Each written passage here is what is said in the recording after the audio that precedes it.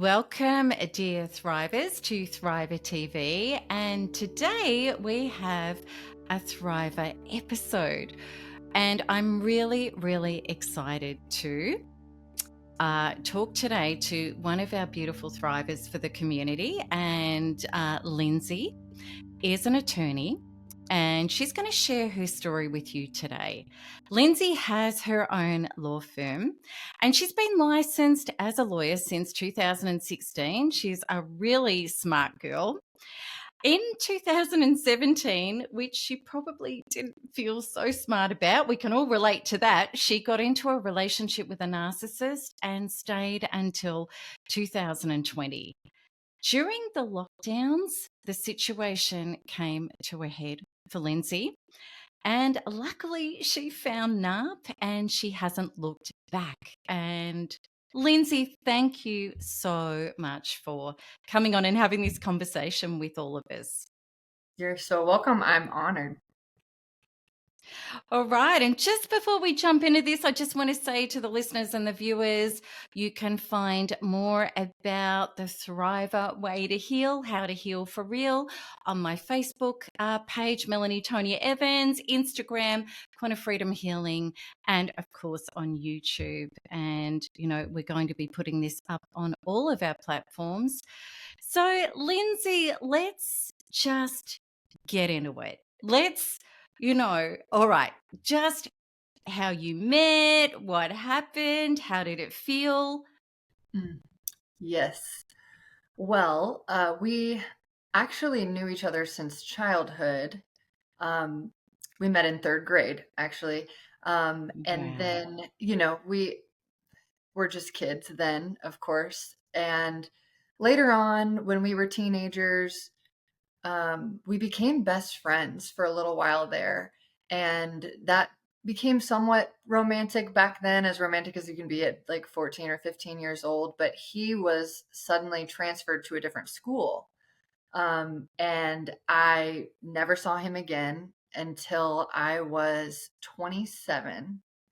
I believe we reconnected on Facebook or something like this. Just started chatting, having phone calls, talking at night for hours, which at the time I had just moved to a new city and started a new job, and I hadn't really integrated into the new community yet. So this was definitely fulfilling something for me in having that connection and having that attention from him. And so we dove right in, and it got intense pretty quickly. But I kind of just told myself that, oh, that's just because we've known each other for so long. It's just meant to be. We were like star-crossed lovers or something. I remember at one point we got into the back of an Uber, and the Uber driver was like, "Are you guys married?" And this was within the first couple of weeks or maybe the first month of our reconnection. And he said, "Not yet." And I remember just feeling so flattered by that, and just so excited. And, of course, the butterflies. And we really, we did have a great time together when it was good. But when it was bad, it got really bad. And of course, it didn't start out that way. It just kind of slowly but surely started to devolve into a very, very different situation that when I look back on now, I don't even recognize myself or my life, because now it's so different. But it was So definitely a trauma bond. what was what was the first red flag? The first red flag, this is silly. The first red flag was we were driving in his truck and he put on a song. And if you know the song, then you know why it's a red flag. It was a song called Kim by Eminem, and it's about his ex-wife. And it is probably one of the most angriest songs ever made. Um, Oh, and, at the time I should have, and he okay. was jamming out to this song. And um, Oh my gosh. looking back, I'm like, that was a red flag. Yeah. It's essentially a song about Eminem killing his ex-wife. Yeah. Oh my gosh. And do you know what I really believe about these people? It was the same with the ex-husband narcissist for me. They actually tell you who they are, but and it's like, oh, but you don't want to believe Yeah. it. I've Yeah. heard that so many times. Wow. So, okay. So, Lindsay, how long before you started suffering anxiety? And, well, first of all, how long did that take? And then what did you start suffering? Well, it's pretty blurry now. When it started, as far as when it started, I'm sure it started with arguing, yelling. He would get very jealous randomly. Oh, it also he would suddenly decide to pull away and completely break it off with me, and not just break it off with me, but block me on, Oh, my phone number, my social oh, media, everything like that. It would last a couple days, a few days, and then he would come back and apologize profusely. And me knowing what I knew about him and how he grew up, I knew he had a very traumatic childhood. I mm, knew, he had suffered a lot in his life. And I remember telling myself and thinking to myself, he just really needs someone to stick it out with him and love him and be loyal. And then he'll calm down and he'll, let us be in a loving connection, or kind of let that happen. And, he wouldn't do that all, like, every single day, but there would be months in between these incidences to where started rationalizing it away. I would kind of forget about it. And then all of a sudden, he would pull the rug out from under me again. And it started with the more emotional, psychological abuse like this, with randomly pulling away, coming back. And then later it escalated into physical violence. He also had an alcohol problem, which was another red flag for sure that I ignored. Um, there were a lot of physical altercations. I remember one time I was sitting out on the porch and he threw a full beer can at me. It missed me, but it hit the wall right behind my head. And it was just sudden, shocking, and I was just stunned like a deer in headlights. And I definitely, looking back now, I had that freeze trauma response where it's almost like your soul just leaves your body and you just freeze and you don't do anything. So, you think if this were to happen to you, you would run away or you would fight back, or, you would do something. But I just mm, froze dead in my tracks. I didn't understand what was going on. mm, Um, Later, it became, he would physically choke me. He would, mm. Oh um, gosh. I remember one time I went to work with a black eye, and Mm, mm, I covered it up with makeup, of course, to where I hoped people couldn't tell, but that was mm. humiliating. um, And there's a bit to unpack here, and because I know that a lot of the listeners and viewers are going to be, oh gosh, our heart goes out to you if you're still going through this, you've been yeah, through this. This can be a little bit triggering, absolutely. But I promise you, we're going to work this. Oh, sorry. Frog in my throat. We're going to work this to, as you'll see with Lindsay's story. But first of all, we just want to say we empathize. I empathize with you so much. Our whole community does, and all of my team, because I've been there too, and the physical abuse. It's just stunning. And Lindsay, here's the thing. A lot of people from the outside in, they may think that narcissistically abused people are, lower demographic and there's something wrong with us.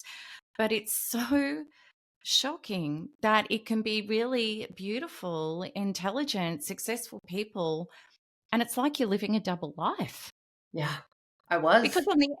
on the outside, you would be. Look, you're a lawyer. You've come from a respectful family. People think that you're amazing and you've got it all together. And then in the background, this is going on. And the shame and the guilt and the powerlessness you can feel as a successful, respectful person with integrity when you find yourself in this place is mind blowing. It was for me too. And I really hope that there are people out there, they're probably crying with kind of relief right now to say, well, I'm not the only one. You're not alone. Yeah. All right. So at your lowest of low, physically, emotionally, mentally, where were you? Hmm. That was the breaking point. Um, the last straw was during COVID. He reacted very, very strongly with fear to the whole COVID situation. We all had fear during COVID, of course. Yeah. But he decided, there was all this panic and chaos going on around us, and he decided the Yeah. thing to do was to get a gun. So he got a Right. gun, of course, because of COVID Mm, and worrying about people looting or whatever. mm. And one night, I didn't feel very good. I remember I went to bed early. And all of the sudden, he barged into the room where I was sleeping, woke me up, and said, "Get the F out." And again, I was just, stunned. I was sleeping. I woke up and I was like, can I just leave in the morning? I mean, that's fine, but can we just wait until the morning so I can pack up and, and that wasn't a good answer, I guess, because I was standing up at this point, and I remember looking Mhm, over, or I think mhm, I heard him. He mhm, had the gun and he mhm. had cocked it at me, Oh gosh. At you. at me, Yeah, and that's crazy. so I was like, okay, yeah, I'm leaving. So we left. My Wow. dog was there. She ran away. I didn't Oh have time to track her down, so we ended up just driving and leaving. I did get my dog back later, but my um, goodness. that was it. That was my Okay. last straw. Which, looking back, I'm like, I let it go pretty far, but there was a last straw, and that was Yeah. it. Yeah, And that is the shocking thing when you're trauma bonded to an abuser, whether they're a narcissist, a sociopath, a psychopath, but however bad it gets, we're tolerating behavior that we just believe we never would. yeah, And then, either there's going to get to a point if we get away that it's either too much or they discard, you know. Okay, so after that, you've got aftershock to go through, which mm. is when you separate, you think, oh, I can just get better now, but it doesn't go down that way. All right. So, how long were you in the aftershock? What were you trying to do to recover before you kind of, found your way to this community? Well, first, I guess I want to say I had tried leaving before. I had left before, but always ended Good. up going back because the aftershock symptoms were so intense. It's Yeah, like withdrawing from the strongest drug you've ever withdrawn from. And I can say that was people some, will relate. yeah. And I know that because actually, when I was much younger, I had an Oxycontin addiction and I had to withdraw from Oxycontin, which is pretty close to heroin. It's not quite heroin, but I know what that felt like. And this was worse. Yeah, it is. This was worse. And I've so, had heroin addicts tell me that. I've had crack addicts tell me that getting off crack and heroin was worse than a toxic person you're trauma bonded was not as bad as yeah. this. Yeah. So after the night with the gun incident, I remember just once I got out, I looked up at the sky. It was nighttime. I just remember essentially falling to my knees and just thinking to Mm. myself, oh my God, I have gone terribly wrong here. And I don't know what I've done to get to this point, but I've got to change something. And I've got to figure this out. Luckily, I had a good friend at the time where I was able to open up and express what was going on. And that person explained this is narcissism and codependence. And I knew those words, but I started researching. And then I realized, oh, I found you. I found NARP from that research. Of course, went into a phase of researching, what is this? How did I become so susceptible to this? And how was I Yeah. not able to see it and not able to, of course you see it, but you're not able to get out. Um, so went no contact after I found NARP, and it gave me the structure that I needed to pour myself into the program that I needed, because people say, of course, go to therapy, but best case therapy is once a week for an hour. I Mm. needed rehab, you know? Mm. So they Mm. provided that for me. And that's the point. We have to detox our inner being from the emotional peptide addiction that we've got to this person. And that's emotional, it's somatic, it's limbic, it is like detoxing from a drug from the Yep. inside out. So when you got into NARP, how long did you do module one? What was coming up for you? What were the effects? And yeah, just share with people. Oh gosh. I remember I started all of this. This all happened in April of 2020. And I found NARP Mm. right away, thank God. I think within a week I found it and I started no contact. Um, and Had you done spiritual quantum healing at all before you came to NARP? Had you ever looked at that? I don't remember. I've always been very spiritual. I did a lot of yoga. I was Okay. fascinated by all of that stuff, but I don't think I had done quantum healing before that. But I mean, I think I went through deep withdrawals for about at least a month, probably 2 months Mhm. of, you know, laying awake at night, doing healing meditations over and over and feeling like I'm going to die. Mm. Um, but I didn't. I Mm. didn't. I'm still Mm. here. Um, but just so many traumas. And of course, you think that it's all from this person, but it's not. You realize it started way, way before that. And some of it even was, I remember feeling that my deepest wound was a past life wound.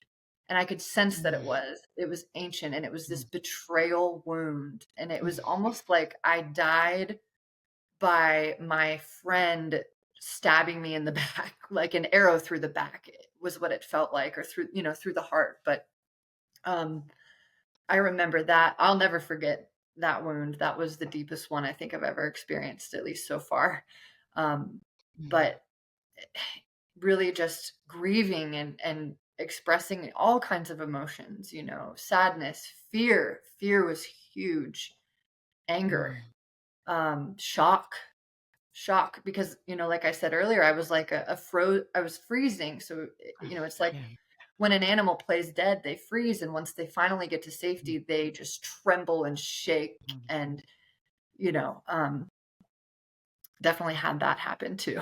Mm.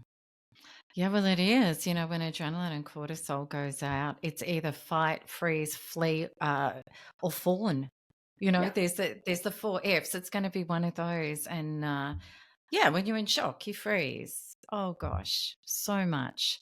Okay, so 2 months. People who, oh gosh, I know, before I got into quantum healing and discovered and created the NAP processes, I did the first year of no contact, white knuckling every single day. It was just horrible. Mm. And then I went back and then I had the complete psychotic breakdown. And then thank God I got into the quantum tools and from the inside out. But yeah, and then second narcissist around, it took me 3 days to get off the addiction to him because I knew what to do. So 2 months is pretty good going. It really is. So let's fast forward from there. Just your healing journey from there. Let's talk about it. What happened?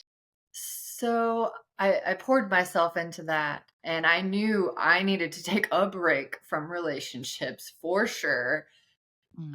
And I needed to learn what red flags are, how to recognize them, all of these things, how to set boundaries. I thought I Mm. had boundaries. I'm a lawyer, right? we're supposed to be good at that. No, I had none whatsoever, no standards. I didn't know what my personal values were. I was just kind of going through life, letting anyone come around that wanted to. And that changed. I started to realize, once my nervous system was able to, calm down, I started recognizing this was probably 9 months, 6 months to 9 months later. I started realizing how even just the way that my life was structured was in adrenaline mode.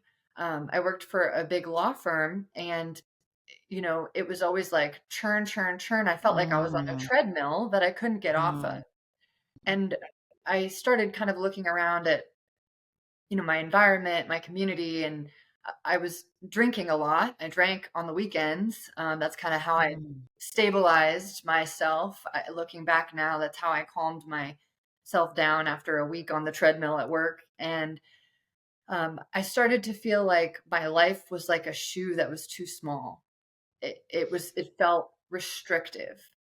And so it wasn't just this, the relationship obviously was a whole experience, but then my life started to feel that way. And I knew it was time to change my life in a way that reflected the freedom that I wanted to feel on the inside, or that I was already starting to feel on the inside. I knew I deserved to feel free and to feel relaxed and calm and safe. And my life didn't match that. So I decided to quit my job and start my own law firm, which was a huge jump. mm.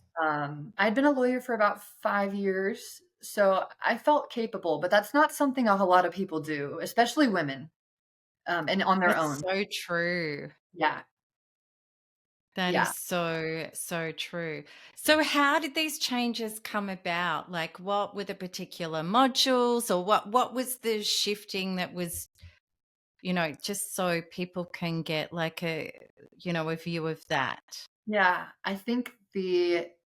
I remember every night before I went to bed, I would listen to I think it's the relaxation meditation. Mhm. That just really helped me to reach this calm, safe state, this way of being that I had a hard time Mhm. accessing still.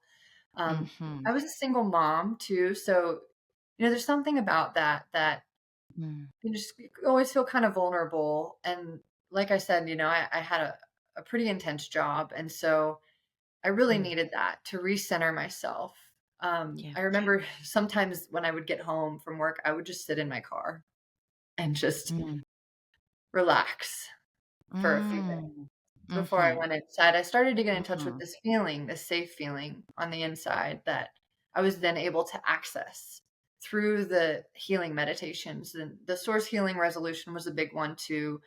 And Mm. module one, always module one. Anytime I was triggered by something, module one was the Mm. go-to to Mm.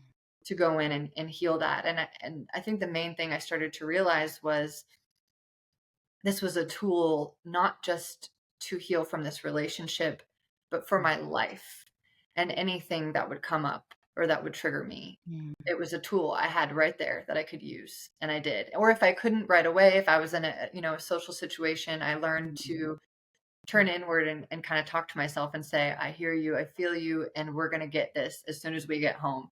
We're going to do a meditation. And then actually following through and doing that was Mm. huge to trust Mm. myself. Yeah, that's awesome. Well, it is. It's life from the inside out. And I just, something I remembered from your conversation before about, how he would leave or threaten to leave. Yeah. Narcissists are very, very good at being able to identify what is your weak spot, what is our unhealed wound? What is our trauma that, has been replaying through our life that is probably deeply unconscious? They find it and they hit it to derail us and to get us to hook the attention back onto them. And for a lot of women, that abandonment one is a huge, huge one. Can you just speak? And the crazy thing is, women, even I've met women in my community who are multimillionairesses, run incredible businesses. They are so powerful at surviving themselves. But yet, if a man abandons them, they feel like they're going to die. Yeah. Can you was that the thing for you as well? Absolutely. Absolutely. And it felt like an ancient wound. It really did. It was Mm, like it I could is.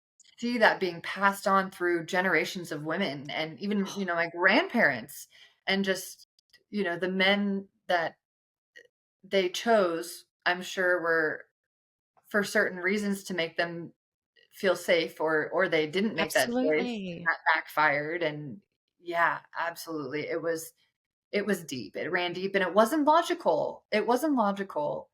It was Because you emotional. were capable of surviving yourself, you Yeah. were. So, can you speak to the healing of that? I mean, I know my relief when I healed that quantumly from the inside out, thank goodness. But, can you, like, share that shift and what it went to and kind of what it is, how you feel now? Yeah, that one was it had layers, I would say. Um, I think at first I was able to become my own source of love and to feel love within myself, and it helped to have a son and a dog and to have them to reflect Mm, that back to me where I'm mm. like, "Okay, I know that Does I." that module 2 work? Because that brings you home to source and self. Yes, that sounds right. Yeah, that sounds right, and also the betrayal, the betrayal wound was huge. I think that was 5 or 5's accountability. So this is 4? 4. Yeah, betrayal wound was huge. Um, for Mhm. me, there was some sort of wound about being essentially outcast and isolated from, back in past lives, I'm sure it wasn't just about a man leaving you. It was Mm. about being outcast from an entire tribe of people. Yes. Yes. And it was like a Yes. kind of like I picture myself like cold and alone in the middle of the wilderness with Yes. no idea what to do and no one to help protect me or even to Well, the just. thing is, Lindsay, up until not long ago, even in advanced society, if a man left a woman, she wouldn't have rights to money, property, or her children. And really, she'd have to either be in a convent or a prostitute to survive. And that's not that long ago. So, for so many women, and again, I strongly relate, this was huge for me. And I know because of the, tens of thousands of people I've done healings and programs and courses with, is that women can feel like if I don't have a man, I don't exist. I Yeah, have no life. There's nothing for me. And that is huge for us to heal, to be self generative, and then never again have to just to accept a man to have a self or survival. yeah, that was huge. And outsourcing my sense of security, which makes no sense whatsoever. How can you depend on someone abusive for your sense of security? You can't. And often successful women have had, men in their life, like toxic people who aren't even good at, providing or security anyway. Like they usually cause more problems financially than what this woman is capable of, but yet they're still, it's crazy. Like logic, there is nothing about toxic relationship abuse that is logical. No, It's no. deep. Yeah. And that's, very few people actually even know this about me because I know how it sounds. Mm, I mm. know what people think and that they would never let this happen. I thought that too. Yes. I Yes, thought I that used too. to look at people like that and I think, "What are you? You're pretty, you got it all going on for you, you're, like, capable, what are you doing?" Yeah. You know? And then we became these people. Yeah. It can, I mean, I won't say it can happen to anyone because I don't believe that, but Mm. it can happen. And when it does, it teaches you something. That's for sure. Yeah. Well, there was stuff we needed to heal up because on the inside, not feeling emotionally solid and self-generative and not connected to source in that way to be that way. And that, that's the fracture. So, Lindsay, okay, so today, after going through that quantum transformation, talk to people today about who's Lindsay today? Oh boy. Well, now I'd say the biggest difference between my life then and my life now is now I focus on the inside first. The inside comes first, and my entire life is structured around that. I used to, chase achievement and goals and people's attention and validation and love and approval from the Mm, outside. I looked at life completely from the outside first. What is it? What am I getting? Or this temporary mm, fix that we all get when we achieve a goal or we make a certain amount of money and it lasts about mm, 5 minutes. And then we realize, what was the point of that? So now my life is very different. I set my own schedule. I have my own law firm, but I keep it pretty low key on purpose because I like to have a lot of spaciousness in my time. My most important thing to me is my time and freedom in my time and who gets to be a part of my life and who doesn't and how I spend that time. So now I have the freedom and the flexibility. If I'm going through a trigger, I can stop everything and heal and do a meditation. It doesn't matter what's going on. I mean, some days there's meetings, rarely, but my entire life is now focused on how I feel and not in a like a self-centered way, mm, but in a if I'm not feeling calm and centered, nothing mm, outside of me is going to go well. So mm, that's the biggest difference I'd say now. mm. But now, I'm still a single mom, but it feels so different.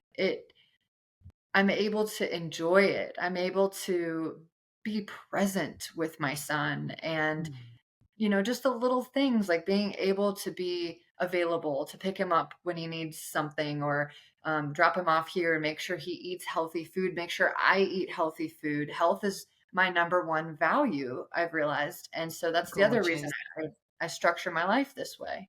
Mm. And I wouldn't have it any other way. And I don't know how I ever did now, but I'm glad I am where I am now, for sure. That's awesome. And you would have known with our children, when we change on the inside, there's such a beautiful knock on effect. Definitely.